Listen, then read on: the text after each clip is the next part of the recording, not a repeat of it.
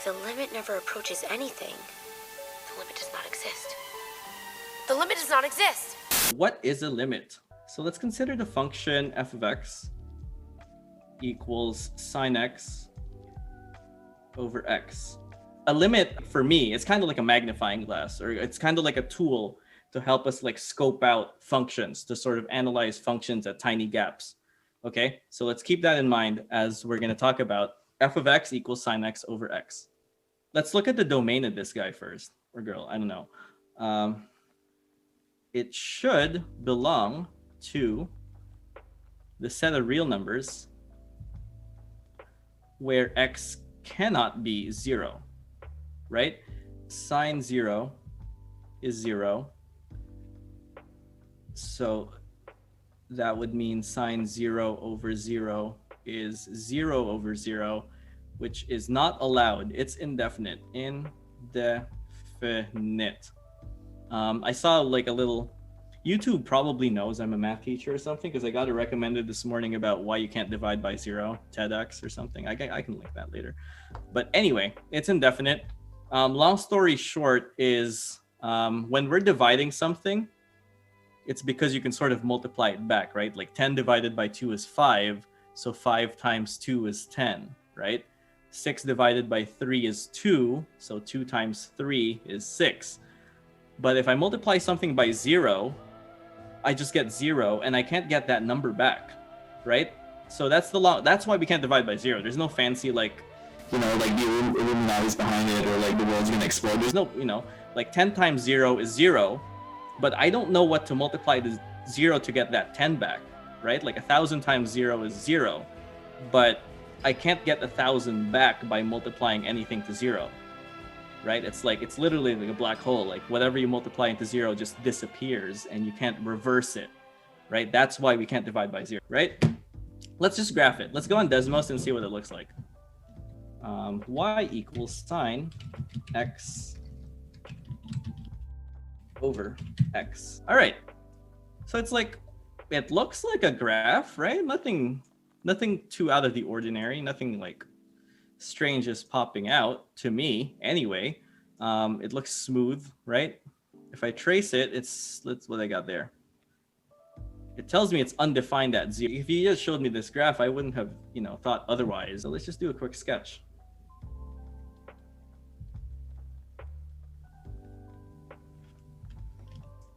All right, take your rulers out. What does it look like? It looks like a nice little wave design. Nope. All right, I have to show that there's a bit of a hole there. So if you're graphing these for yourselves, you have to draw like a unshaded circle over there, showing that there's a hole. Hole at 0. In fact, that's 0, 1, I'm pretty sure, right? So hole at 0, 1. So when x is 0, the function is undefined. But, I mean, if it were to have an answer, it's pretty obvious, right? It would be 1. So this is what I mean. Like, we need a tool to get really close to 1. And that way, that's called a limit. So let's write it down what it looks like. So we say the limit as x approaches 0 of sine x over x is 1, right? So that's how you read it. The limit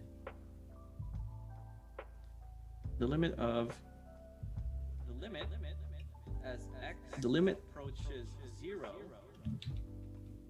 How do I say it? The limit of x, the limit as x, right? So basically we're saying in English, in plain English, the closer x gets to 0, sine x over x gets closer to 1, right? Not saying it will actually become the value at the point. Like, it doesn't become 1. There's a hole there. right? There's a hole there, but if you keep zooming in, the closer x gets to 0, the function gets closer to 1 anyway.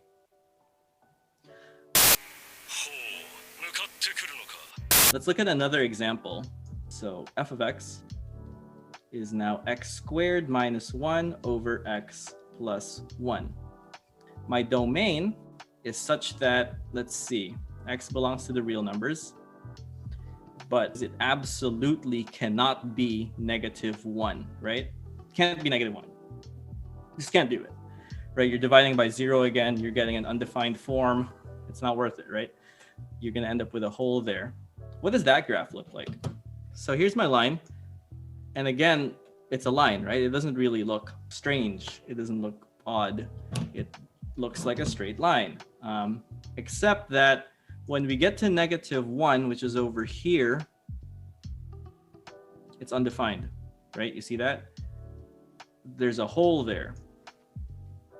But again, if there were not a hole there, like we could just easily plug that hole in because that's where the graph is approaching. I'm not saying that the answer is like whatever that approach is. I'm just saying that the closer you get to this point, right? So the closer we get to this point, the closer the graph gets to, what is it? Let's find out. It looks like -2. The limit as x approaches -1 of x squared minus 1 over x plus 1 is -2. So again, it's not the answer, it's just what it's approaching. The limit can also be the answer, right? So I can pick any other point on this graph. I can pick my point right here, for example, and say that as x approaches 1, which is supposed to line up there, as x approaches 1, the graph approaches 0, right? Okay, so in the last two examples, the limit was not necessarily the answer. If the limit was the same as the answer, we call the graph continuous. This meaning you can draw it without lifting your pencil, right? Okay. Mr. Eusebio, is there a way to find these limits without graphing? So let's take the limit as x approaches -1 of x squared minus 1 over x plus 1. So this is the exact same function as my little Desmos person here, right? And we know from the graph that as x approaches -1, the graph gets really close to -2, right? It becomes undefined there, but it gets close. It gets close, so that's what we're looking for. Let's substitute it first and see what happens. Let's go -1 squared minus 1 over -1 plus 1. You end up with 1 minus 1 over 0. So that's no good. Let's think about what else we can do. What else can we do to play around with this function that I've sort of tried to remind people over Kahoots and prerequisite skills? We can factor, right? We can factor this thing to see.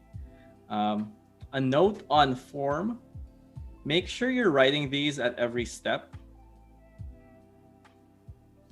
Need this at every step. Except plugging in. Okay, so you need this little bit here at every step. X squared minus 1 is x plus 1.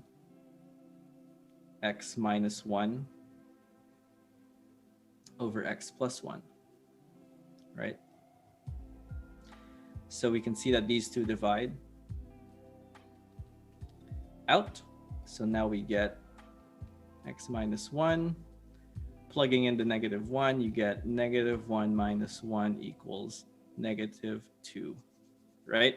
So a lot of you, when you're starting out figuring out how to solve these by factoring and so on, you will leave this part out. Do not leave that out if you don't like marks taken out. Okay, so up until you're plugging it in, you need to ensure that you are writing in the limit symbol part in. Right? You need to remind yourself you're not calculating anything other than the limit, right? Because when you're calculating the limit, you don't know if that's the answer. You have to solve for the limit separately from solving for the actual answer, right? Just because it's approaching somewhere doesn't mean that that's what the answer is going to be. And we'll talk about that more tomorrow. I just want to do a couple more of the simpler side of examples. Picture this graph in your head. It could be kind of wobbly, kind of wavy looking graph in your head, whatever. You did lots of graphing in advanced functions, I hope. So, it could be wavy, it could have an asymptote, it could have no asymptote, whatever. We're not concerned about that right now, but what we're trying to figure out is if x is getting close to 3 on that graph, what kind of value does it approach? Does it approach anything at all? That's what this question's asking. We'll graph it after, but we'll solve it first. So if I were to substitute 3 into here, I would get 0 into 0, right? So 0 division by 0 when plugged in. So let's try a different technique. So again, leave the limit symbol, leave this section in here. Until you've plugged it in, you have to leave it in there because you are calculating the limit. That's what you have to remember that you're doing. Let's factor the numerator. Two numbers multiplied to -3, add up to -2. I'm going to say, obviously, one of them is going to be x minus 3. The other one's going to be x plus 1, right? Because I need to cancel out that x minus 3, right? So let's cancel those out. At this point,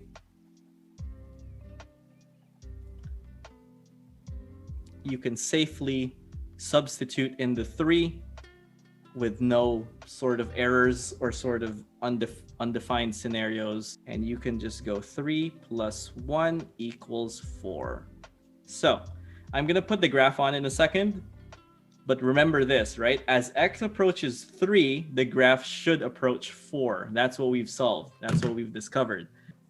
Okay, so it wasn't even all that wavy. It's another straight line into 3. As x approaches 3, it does look like the graph approaches 4, right? It's undefined, again, at 3. It's undefined at 3, but when we get, the graph approaches 4. So without graphing, we were able to figure it out, right? I'm going to do one more example. All right, last example of the day, and then I'll show you the work. This time around, we're going to rationalize. This is why we needed to practice with rationalizing. So rationalizing strategy. Okay, so obviously, again, I can't have a 0 in the denominator, right? Can't have 0. It doesn't look like there's an easy way to factor this. So we're going to rationalize, right? So we're going to multiply a conjugate to it and see what happens. The first thing you should check every single time is plug the number in and see if it works, right? Because that could work too. Sometimes when the limit is easy, you can plug the number in and then get the answer. But the examples I've shown so far do not do that. So we're going to multiply the conjugate, x plus 1 inside the square root plus 1 outside over the same exact thing. Square root of x plus 1 plus 1. Don't forget to write the limit in. Okay. And now we'll square that. It should be x plus 1. It's still fresh in our minds, so I can skip a couple steps. All over x. Bracket. I'm going to leave it like here, x plus 1 plus 1. Okay. Every time you're simplifying, carry over that limit thing. So x plus 1 minus 1, you should end up with just an x on top, right? Simplifying, keeping house a little bit. All right, so what do you know? We have an x here and an x there, and they should be able to divide out easily. X divided by x is 1, so it should end up like this. So limit x approaching 0 of 1 over square root of x plus 1 plus 1. So at every step, double check if you can plug it in. And it looks like I should be able to plug it in with no problems, right? So once you plug it in, this part disappears, the limit part disappears because you've already performed the substitution, 1 over 0 plus 1 inside the square root plus 1. 0 plus 1 is 1. Square root of 1 is 1. So it's 1 over 1 plus 1, which is a half. Okay? So again, what are we saying here? We're saying that when it comes to this graph over here, the closer x gets to 0, the graph will get close to 1 over 2 without it actually becoming 1 over 2. It just gets really close to it, right? Evaluating limits.